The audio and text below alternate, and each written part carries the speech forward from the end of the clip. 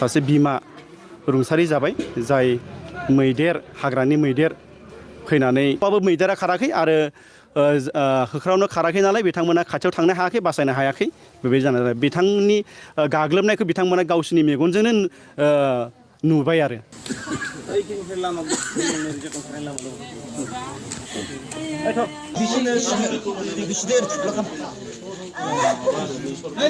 लोगोफोर good morning नोंथांमोनाथ' दिनैनि भिडिअखौ टाइटेल थाम्बनेल आरो इन्ट्र नायनानै बयबो एसेब्लाबो मिथिखाबाय जानांगौ आरोना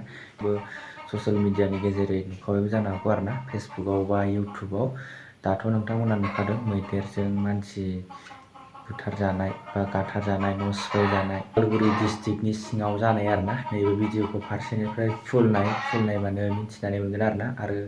सोर आंनि भिडिअखौ बबे डिस्ट्रिक्टनिफ्राय नायदों नोंथांमोना कमेन्ट खालामनानै भिडिअनि गेजेरै कमेन्ट खालामनानै खिन्थाहरबानो जाबाय बिदिब्ला फार्स्टआवनो नैबे आपडेट भिडिअखौ नायनानै लाग्रो सेन्टाराव नोंथांखौ हामबायहोदों दिनै आं भैरबपुर मोनसे मण्डलिनि जानानै जोबोद गिबियावहाय दुखु फोरमायदों मानोना दिनै बे न'खरनिफ्राय सासे बिगोमा हावरिया न'खरनिफ्राय सासे बिगोमाया सासे बिमा रुंसारि जाबाय जाय मैदेर हाग्रानि मैदेर फैनानै थांनाय हरनि 3:15 टाइमावहाय हरखाबै फैनानै न'खरखौ गाग्लोबफैदों आरो गाग्लोबनानै बिथांनि जाय न'खरनि बिमा बियो रुंसारि जानानै थांबाय बिथांनि मुङा एलिजाबेथ मुसाहारि बैसो 25 बा 26 बोसोर बेबायदि जागोन आरो बिथांजों लोगोसे आरो दुखुनांथाव बाथ्रा बिथांनि सानै फिसाज्ला दंमोन बेहा सासे फिसाज्ला गेदेरा गोब्राब जखम जादों जायखौ दायो बर्तमान TMC तेजपुर मेडिकेल कलेजावहाय ICUआवहाय भर्ति खालामबाय जोंनि रायजोफोरा थांदों लोगोसे आरो सासे उन्दैया बेबो माइनर इन्जुर जादों बिथाङा स्टेबल होनजायो किन्तु सासे गिदिरा माने सिरियास क्रिटिकेल जानानै ICUआव दङ मैदेरानो गादों बेखौथ' माने आथिंजोंनो जुद्रुलायनाय माने सिन दङ माने आरो उन्दैखौहाय खुन्दायजों हायनानै माने फिउ गारहरदों आरोना बेबायदि आरो जाय बिथां न'खरनि जाय फिसौलाफोर इन्जुर जानाय बिथांनि बिबौ दंमोन बिथांमोना आरो गामिनि माखासे सोद्रोमाफोर बिथांमोना माने होख्रावबाबो मैदेरा खाराखै आरो होख्रावनो खाराखै नालाय बिथांमोना खाथियाव थांनो हायाखै बासायनो हायाखै बेबायदि जानानै बिथांनि गाग्लोबनायखौ बिथांमोना गावसिनि मेगनजोंनो नुबाय आरो बेखि आरो बबे जायगायाव बे भैरबपुर रेभिनिउ सार्केल गोलैयो जास्ट माने JFMC जाय मेन मेड फरेस्ट बेजों माने एटेच गोलैफायो आरो उदालगुरि जिल्ला भैरबकुन्द ओनसोलनि JFMC माजरगावजों नांजाबनाय मोनसे भैरबपुर रेभिनिउ सार्केल मण्डलिनिफ्राय सरकारनिसिम आदसा मण्डलिनिफ्राय जों सासे दैदेनगिरि जानानै आरो मोनसे बिबान थानायलाय जों हास्थायो बे हावरिया न'खरखौहाय जायहा सासे बिमाखौ बिथांमोना माने मोनासै रुंसारि जानानै थांबाय जाय गथ'फोर दायो क्रिटिकेल अबस्थायाव दङ आरो बिथांनि हासबेन्ड दङ हासबेन्डआ अरुणाचलावसो माखासे बै होयो मोनायावबो बिथाङा गैयामोन जायनि जाहोनावहाय गथ' गथाय सानैखौ लानानै बिमा आरो गथ' सानैखौ लानानै बिथांमोना उन्दुदों बे समाव उन्दुलांबाय थानाय समावनो मैदेरा हरखाब फैनानै गाग्लोबफैदों आरो सरकारनिसिम बेखौनो खावलायदों बिथांमोननिसिम जिबादि डिपार्टमेन्ट वाइज जानो हागौ लोगोसे जिथुनाखि सरकारा बिबान थायो जिथु फरेस्ट डिपार्टमेन्टआ जिबायदि अनसुंथाइ होनांगौ दङ बा मोनो भिक्टिम्सआ बे अनसुंथाइखौहाय थाबैनो रिलिज खालामना होनो थाखाय बे न'खरनिसिम होनो थाखाय आं सासे मण्डलिनि दैदेनगिरि जानानै आरो गासै रायजो राजाफ्रा बेखौनो हास्थायो आरो बेजों लोगोसे रैखाथि हिसाबै जिहेतु मेन मेड फरेस्ट साखाथियाव थाबाय बेवहाय माने सानफ्रामबो मैदेरा थाफैबायानो थायो बुंनो थाङोब्ला नै सप्तासेनि सिगां गामि ओनसोलाव मानसि थाबायग्रा लामाजोंहाय थाबायगासिनो दं आरो न'खर न'खर हाबनानै माने उपद्र खालामगासिनो दङ जायनि जाहोनाव दिनै जोङो नुनो मोनबाय बेबायदि हरखाब बिदि गाग्लोबनानै सासे आइजोनि माने रुंसारि जानायखौहाय दा बेखौनो हास्थायो डिपार्टमेन्टनिफ्राय मोनसे गोलाव फेन्सिं होनानै जिथुनाखि मानसिफोर दङ न'खर खुंनानै दङ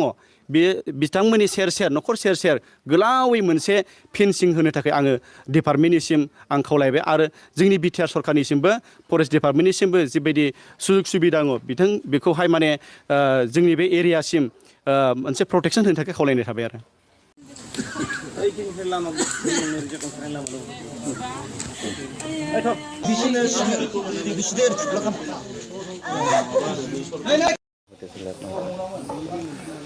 আজি আমাৰ হেৰি ৰাতিপুৱা 3:15 হেৰি আমাৰ এই বহিৰপুৰ ভিলেজত এজন হেৰি ইলিজাবেথ মছাহাৰী হাতীয়ে মৰাই দিলে লগে লগে ল'ৰা তেখেতৰ হেৰি ল'ৰা 2জন আছিলে এজন ল'ৰাটো হেৰি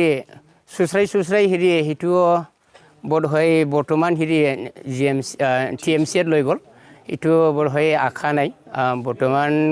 হেৰিলৈকে খবৰটো পোৱা নাই আকৌ এজন সৰু 2 বছৰ ল'ৰা এইটো ফেলাই এৰি বহৰীৰ লগত ফেলাই সেইটো কোনো ৰকম বাচিব পাৰিলে এইটো আমি ধন্যবাদ কৰিব লাগিব এইটোৰ সংক্ৰান্তত মই সেইটো ক'বলৈ বিচাৰিছোঁ আমাৰ যিমান হেৰি ফৰেষ্ট ডিপাৰ্টমেণ্টত আকৌ আমাৰ BTC চৰকাৰত যিমান সেইটো এই GPMC যিটো হেৰি ওচৰত যিমান আমি হেৰি বহিৰপুৰ আৰু মাজৰগাঁও ওচৰতে আমি GPMC ওচৰতে হেৰি ATS হেৰি আছে এইটো প্ৰটেকশ্যন কৰিবৰ কাৰণে হেৰি BTC চৰকাৰ আৰু হেৰি ফৰেষ্ট ডিপাৰ্টমেণ্ট সেইটো অলপ চিন্তা চৰ্চা কৰি পেলাই সেইটো হেৰি ঝাটকা দিয়ে বা প্ৰটেকশ্যন দিয়ে এইটো অনুৰোধ কৰা হৈছে আমি যিটো এই প্ৰটেকশ্যন যদি নিদিয়ে তেতিয়াহ'লে আমি আকৌ ঘটনাখন এনেকা আকৌ ঘটিব এইটো আমি চৰকাৰৰ পৰা বিনম্ৰভাৱে অনুৰোধ কৰা হৈছে মহিলাজনৰ নাম হেৰি ইলিজাবেথ বসুমতাৰী মছাহাৰী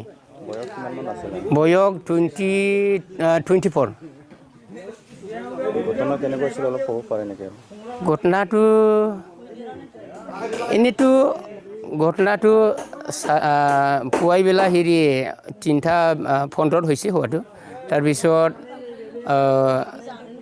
ফাৰ্ষ্টত হেৰি আগত যিটো হেৰি তাৰ দেউতা ঘৰত ওচৰতে কঁঠাল গছ আছিলে সেইটো খাবলৈ আহিছিল এই কঁঠাল গছ খাবলৈ আহোঁতে হেৰি নিজৰ দেউতাটো সেইটো হাতীটো খেদাই দিছিল খেদাই দিয়াৰ পিছত ইলিজাবেথৰ যিটো ল'ৰা 2জনটো লৈ পেলাই শুই আছিলে তেতিয়া সেইটো ঘৰখন ভাঙি দি পেলাই তেনেকুৱা ঘটনাটো ঘটিলে আৰু হাতীটো এটাহে আছিলে হয় হাতীটো খচি মৰিলে लोगोफोर दिनैनि आपडेट भिडिअ'आ बेखिनियानोमोन नोंथांमोनाथ' भिडिअ'खौ नायनानै नुखाबाय बिमा ओमफ्राय गथ' सानै बिसोरो ज'यैनो उन्दुनानै दंमोन होननानै बुंदों आरोना नोंथांमोनाथ' खोनाखाबाय भिडिअ'आव निउसनि गेजेरैबो खोनाखादों नोंथांमोना सोरबाफोर नुखादोंबाथ' नुखाबायसै आरो नुवाखैबाथ' आंनि नैबे मनजय बर' अफिसियेल इउटुब चेनेलनि गेजेरै नोंथांमोना नुबाय आरोना गोबां दुखुनांथाव बाथ्रा आरोना दाथ' नुखादों मा होनो गथ'खौ सोरखौबा मैदेरनि सुन्दायजों गारहरनाय सोरखौबा बल बायदि जोनाय दाथ' नुखादों नोंथांमोना ससियेल मिडियायाव फट'बो नुदों जानो हागौ दे बे हिन्जावखौ बा आइजोखौ मा होनो बिबु गजोबनाय बा जनाय नुदों जानो हागौ आरोना आथिं ससे नोंथांमोना नुदों जानो हागौ आरोना बिदिब्ला दिनैनि आपडेटआ बेखिनियानोसै नेक्स्ट भिडिअ'आव थाबैनो लोगो मोनगोन आरो आंनि भिडिअ'खौ अबे अबे डिस्ट्रिक्टनिफ्राय नायदों कमेन्ट खालामनानै खिन्थाहरनो दाबाव आरो ब्लग चेनेलनि लिंकआ डिसक्रिपसनाव दङ थांनानै थाबैनो 1K खालामनायदो आरोना बिदिब्ला लोगोफोर दिनैनि आपडेटआ बेखिनियानो नेक्स्ट भिडिअ'आव थाबैनो लोगो मोनसिगोन बाय बाय